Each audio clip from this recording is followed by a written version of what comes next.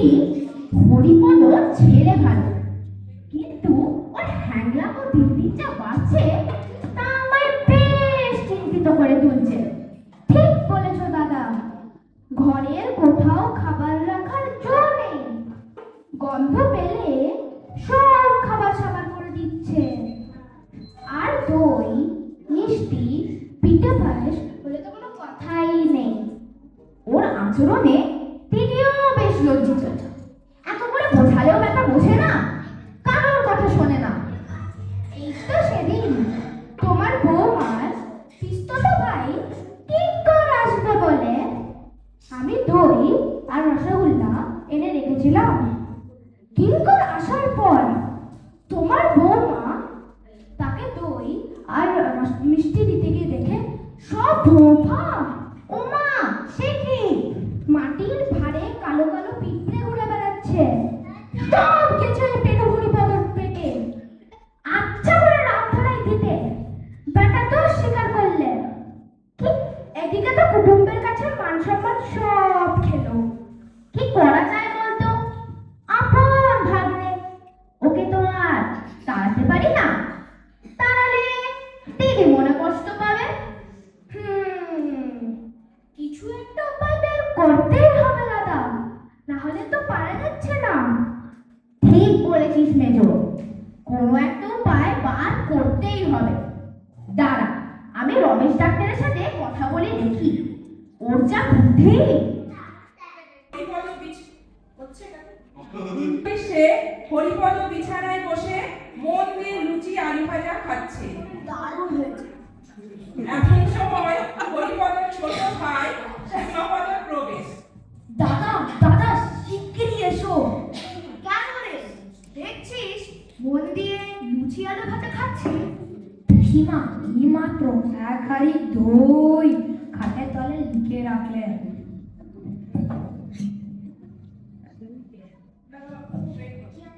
বলিস কি রে ভাই, এ তো দারুণ খবর। তাহলে তো পিসিমার ঘরে একবার যেতে হচ্ছে, কিন্তু তাই বলে এই লুচি আলু ভাজার অসম্মান হতে দেওয়া যায় না। তুই গিয়ে দইয়ের হাঁড়িটা নিয়ে আয়। পিসিমার ঘরে শিখো বাবা, আমি যে নাগাল পাই না, তাই তো ছুটে এসে তোমাকে খবরটা দিলাম ভাই। বেশ করেছিস ভাই, আমার লুচি খাওয়া শেষ। চল এবার দইয়ের স্বাদ ব্যবহার করা যাক। হরিপদ ও শ্যামাপদ পিসিমার ঘরে প্রবেশ করে। শ্যামাপদ পিসিমার খাটের নিচে একটা হাঁড়ি দেখিয়ে বলে, ওই দেখো দাদা, দইয়ের হাঁড়ি পিসিমা যত্ন করে রেখে দিয়ে গেছেন। ঠিক বলেছিস ভাই, পিসিমা যত্ন করে রেখে দিয়ে গেছেন শুধু আমার জন্য। শুধু তোমার জন্য? আমি যে খবরটা দিলাম সেটা কিচ্ছু নয়, তুমি একাই দই ব্যবহার করবে বুঝি। আরে না রে ভাই, তুইও প্রসাদ পাবি। আগে এক খাবলা মুখে পুরে দেখি, টক দই না মিষ্টি দই। ওরে বাবা রে, পড়ে গেল রে।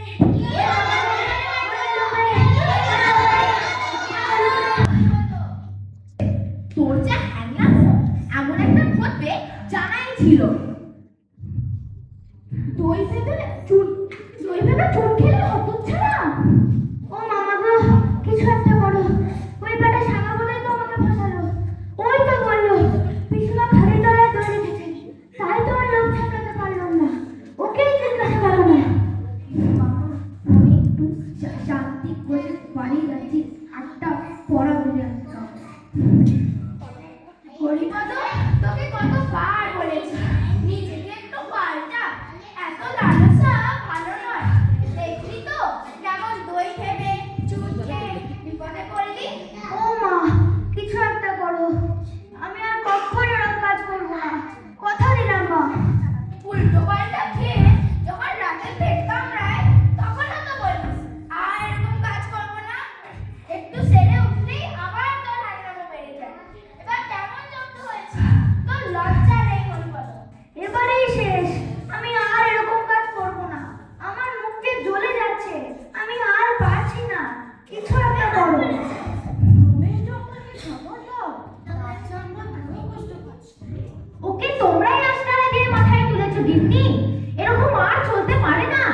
শুধু পেটুকের মতো লুকিয়ে চুরিয়ে খাবে? এর জন্য কত ধমক, কত শাস্তি, কত সাজাই যে দেওয়া হয়েছে, তবু আক্কেল হলো না। কি যে বলো, ও তো আমাদের আদরের ভাবনা, শুধু একটু খেতে ভালোবাসে, আর তো কোনো অন্যায় করে না। ও মামি গো, কিছু একটা করো, আমি আর পারছি না।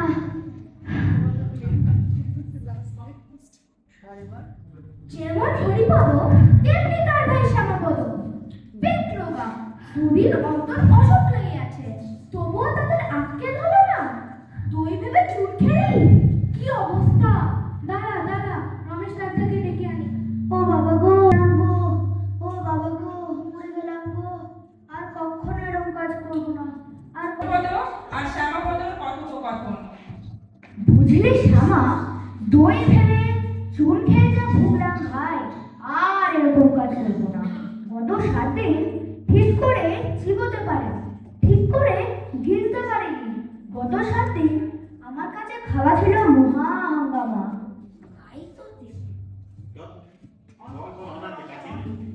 তাই তো দেখছি দাদা, তোমার শরীরের কি অবস্থা হয়েছে। খেয়ে খেয়ে আগের পুরো শুকিয়ে গেছো। তবে পরিস্থিতিটা এখন অনেকটা স্বাভাবিক। এখন তাও একটু একটু খেতে পারছি। তাই নাকি? একটা সুখবর আছে দাদা। কি রে? ক্ষীরের লাড্ডু ভাড়া করে তাকিয়ে রাখা ছিল, আমি সন্ধানটা পেয়ে তোমার জন্য চুরি করে এনে। ক্ষীরের লাড্ডু? সত্যি? কোথায় রে? ই নাও দাদা, ক্ষীরের লাড্ডু খাও। এ বাবা, এই যে সত্যি ক্ষীরের লাড্ডু। কি স্বাদ! কথা না বাড়িয়ে সবগুলোকে খাবার করে দিলাম।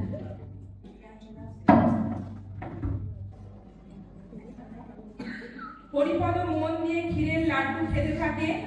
নেপথ্যে বড় মামা ডাকেন, হরিপদ, এই হরিপদ!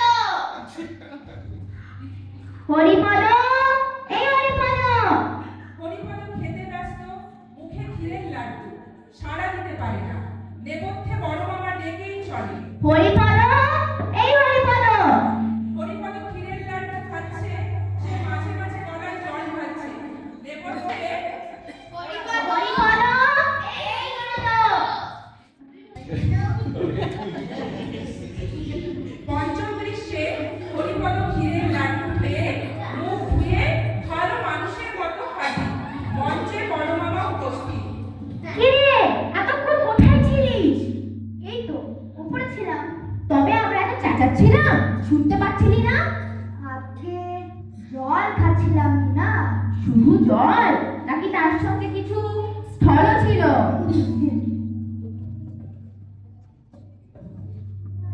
বুঝলে দাদা, এই বাড়িতে যে ইঁদুরের খুব এই একটা বন্দোবস্ত না করলেই নয়। আর বাইরে যা প্লেগ এবং ব্যারাম, পাড়া শত্রু এতে না বললে কোনো রক্ষে নেই। হ্যাঁ, তার ব্যবস্থা আমি করেছি। দিদিকে বলেছি শেখো বিষ দিয়ে লাড্ডু পাকাতে।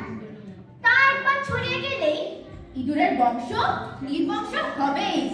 লাড্ডু কবে পাকানো হবে মামা? তা বোধহয় এতক্ষণ পাকানো হয়ে গেছে। সকালে টেপিকে দেখলাম এক থালা ক্ষীর নিয়ে লাড্ডু পাকাতে বসেছে। শেখো বিষ খেলে কি হয় মামা? সে হবে আবার কি? ইঁদুরগুলো মারা পড়ে, তাই হবে। আর মানুষ যদি খেয়ে ফেলে? তা একটু আধটু খেয়ে ফেললে মরতে পারে, গলা জ্বলবে, বমি হবে, মাথা ঘুরবে, হয়তো পা খিঁচবে। একেবারে 11টা লাড্ডু যদি খেয়ে ফেলে? বলিস কি রে, তুই খেয়েছিস নাকি?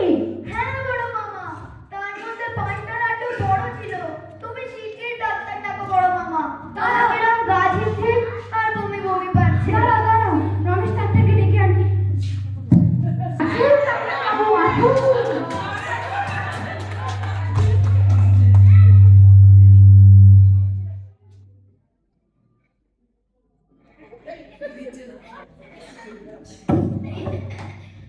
কে?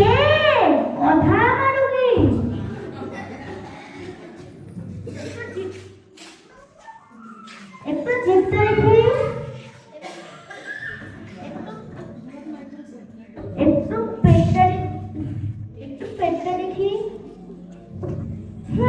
তো কি হয়েছে? হরিপদ শেখবিষ মেশানো লাড্ডু খেয়ে ফেলেছে ডাক্তার। হ্যাঁ, সে কি? এ তো মারাত্মক ব্যাপার। ওকে বাঁচানো মুশকিল। ওকে যেভাবে হোক আপনি বাঁচান ডাক্তার, ও আর কখনো এরকম কাজ করবে না।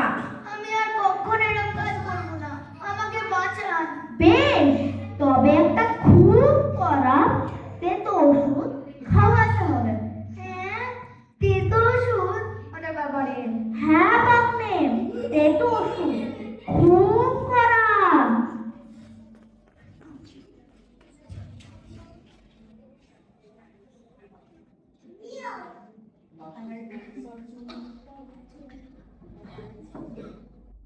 এ হলো শিকড় বিশেষম।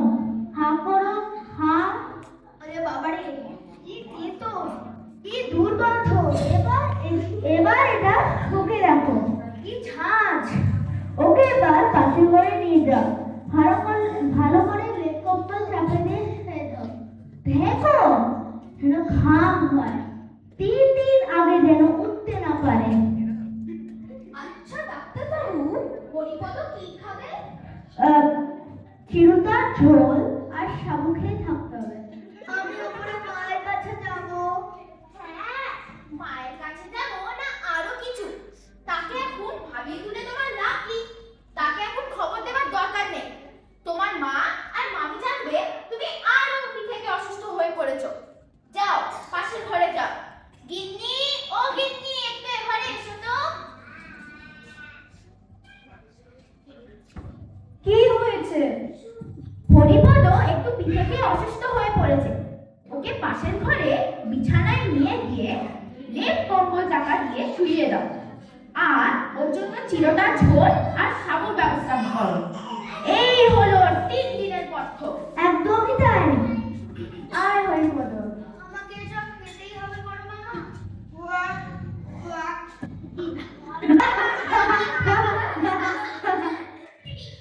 আচ্ছা খেলে দেখালে ডাক্তার, একটু পায়ের তুলে দাও। আরে তোমাদের পেটুক ভাবতে 3 দিনেই ঠান্ডা যাবে। কড়া তেতো ওষুধের নাম করে কালমে পাতা রস খাইয়ে দিয়েছি, আর কোনো চিন্তাই নেই। আর এটা ওটা শুরু করে খাওয়ার সাহসই পাবে না। দারুণ বুদ্ধি তোমার। আমার পেটুক ভাবটাকে কেমন যত্ন করলে। তোমার শেখবিষের আইডিয়াটা পুরো জমে ক্ষীর। আরে ক্ষীর বলতে মনে পড়লো, ভাড়া করে কি সত্যি সত্যি ছেলেটার অবস্থা আছে নাকি? আছে আছে ডাক্তার বাবু,